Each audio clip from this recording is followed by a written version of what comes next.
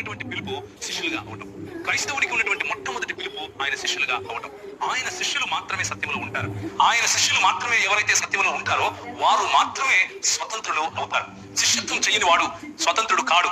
శిష్యత్వం చేయని వాడు స్వతంత్రిగా లేకపోతే ఆధారపడిన వాడుగా ఉండడు. వాడు ఇంకా పాపదాస్యంలోనే ఉన్నాడు. వాడు ఇంకా చీకటిలోనే ఉన్నాడు.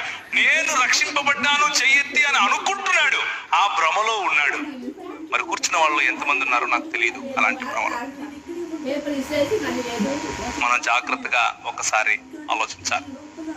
ప్రభు హృదయాంతరంగములను ఎరిగినవాడు. ప్రభు హృదయంలో ఉన్నటువంటి మన ఆలోచనలను ఎరిగినవాడు.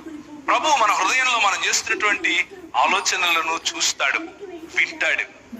మన హృదయంలో ఒక ఆలోచన పుట్టడానికి ముందే ఆయన ప్రభువు తెలుసు, ఈ బతుకు ఇది, వీడు ఇలా ఆలోచిస్తాడు అని. మనము భూమి ఆకాశములు సృజించక మునుపే యేసు మనల్ని ఆయన చూశాడు కాబట్టి మనల్ని ఆయన ఎన్నుకున్నాడు. మనం ఏమనుకుంటాము అంటే, మనం విశ్వాసం అయ్యాము అంటే నేను ఎర్రగా ఉన్నా కాబట్టి నన్ను ప్రభు ఎన్నుకున్నాడు అనుకుంటాం. కొంతమంది నన్ను ఎన్నుకోక తప్పదు. నేను రక్షింపడకపోతే ఇంకా ప్రపంచంలో ఎవడు రక్షింపడు. ఎందుకంటే నేను అంత గొప్ప మంచోడిని కదా. ఏం తప్పు చేసినా అన్నా నేను అని అడుగుతారు. ఏం తప్పు చేసినా? ఎవరికి ఏమీ లోటు చేయలేదే,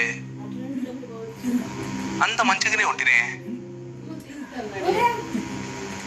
నువ్వు ఏం చేశావు అన్న దానిపైన నీ రక్షణ లేదమ్మా. నువ్వు ఏం చెయ్యలేదు అన్న దానిపైన కూడా నీ రక్షణ లేదు. ఉదయం మనం విన్నట్లుగా ఉచితంగా దేవుడు మనకు రక్షణ